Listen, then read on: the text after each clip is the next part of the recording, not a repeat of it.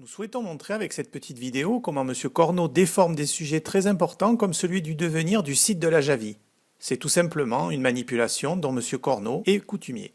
Et en mélangeant tout et n'importe quoi hors contexte, il finit par dire des contre-vérités dont il se persuade. Regardez notre programme qui se différencie par deux thèmes principaux. Le premier, c'est qu'on veut garder nos espaces naturels, que ce soit l'ancien stade ou que ce soit la Javie. Nous ne voulons pas une augmentation de population en ce qui concerne le deuxième point. Point soulevé par la liste Ibanez qui voulait vendre une partie de la Javie pour faire rentrer un peu d'argent dans la mairie. Que comprenez-vous lorsque vous entendez cette phrase ? La liste Ibanez voulait vendre une partie de la Javie pour faire rentrer de l'argent à la mairie. En écoutant la vidéo de M. Corneau, vous entendez aussi que c'est pour augmenter le nombre d'habitants. Voici comment cette phrase a été manipulée par M. Corneau. Tout part du conseil municipal du 5 mars dernier. M. Corneau veut mettre à disposition à titre gracieux 3 hectares de la Javie au département pendant 20 ans, afin d'aider la commune de Saint-Quentin à faire de la compensation environnementale pour sa déviation. Patrice Ibanez explique qu'il ne comprend pas pourquoi le faire à titre gracieux alors que la commune pourrait en retirer un bénéfice même si le terrain est inconstructible. C'est simplement une bonne gestion des deniers publics.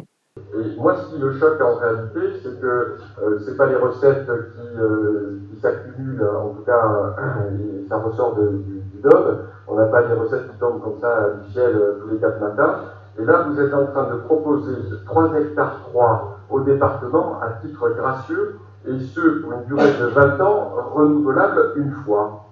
Alors, eh bien, je vais vous répondre déjà à votre observation.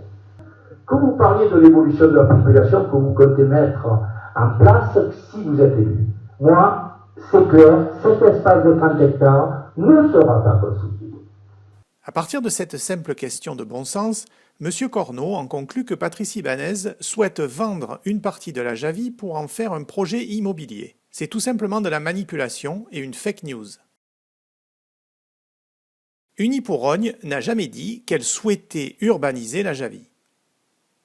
C'est tout le contraire. La Javie est un espace protégé et le restera. Unipourrogne est aussi la seule liste à proposer une renégociation à la baisse du nombre de logements sur la commune. La réalité est que M. Corneau restera le maire qui a le plus urbanisé notre village, sans logement en 6 ans, sans créer les infrastructures nécessaires à un tel afflux de population.